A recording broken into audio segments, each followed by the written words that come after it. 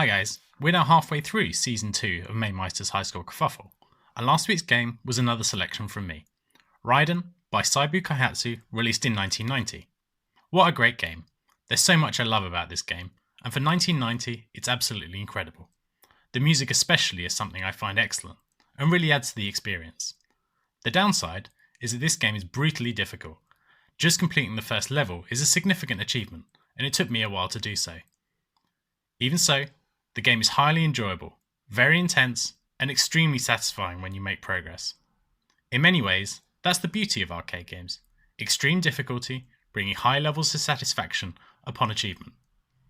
I probably didn't get quite as much time in as I'd like for this game, but I still did okay. I felt I was getting close to a breakthrough and getting further through level 2. I got 3 scores, all within 1,000 points of my best. Anyway, let's take a look at how everyone's done. I don't know whether it's the choice of game or just more people becoming aware of the challenge, but we had a record number of submissions this week, even more than the Donkey Kong kickoff week of Season 1.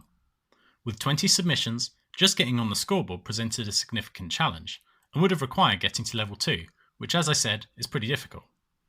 We had 5 new submissions this week from Steve Johansson, Shimmerl, Spooky Electric 1, Weebob, and then a return from Mark Hendricks, all of which posted competitive scores, and I'm really pleased we've got new people playing.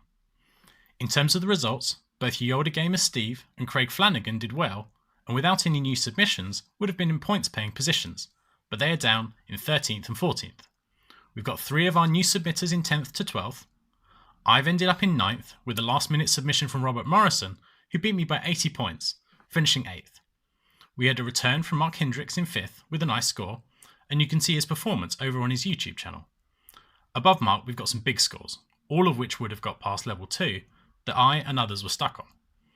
Ian Cullen dropped a significant improvement at the time to take the lead, but has ended up in 4th with 430,000.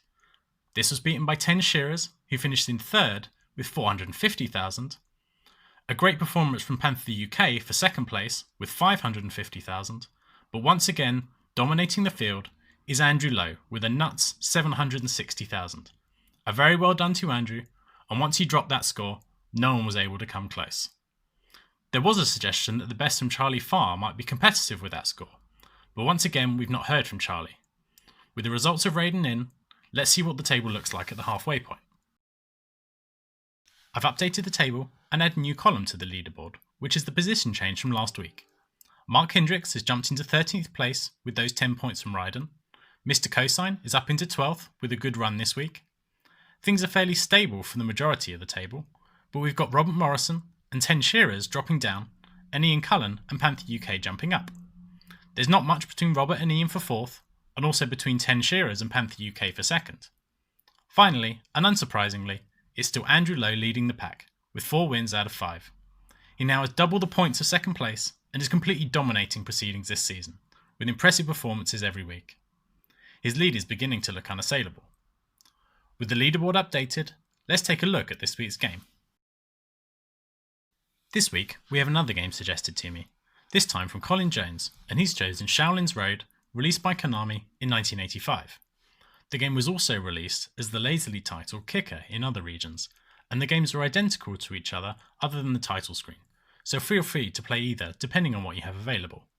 You play as Wampio or another lazily named Kicker depending on the region, and as the lazy naming suggests, your aim is to kick the crap out of anyone who enters your path. In some ways, it has similarity to Kung Fu Master, but with the multiple levels and the ability to jump between them, it has some differences too. I guess martial arts was generally quite popular around this time, not just in games, but pop culture in general. Quickly playing the game, it seems pretty fun, certainly easy to pick up, and the first level is fairly straightforward, but it definitely gets more difficult from the 2nd level onwards, although it doesn't seem as unforgiving as Kung Fu Master. The game had a number of home versions, including the C64, so I expect it will be familiar to many of you guys. We'll find out if it's one that's generally liked, or another Marmite choice. I hope you all enjoy playing, and I'll be super pleased if we get a similar number of submissions to this week. And I'll be back next week with the scores, and I'll see you then.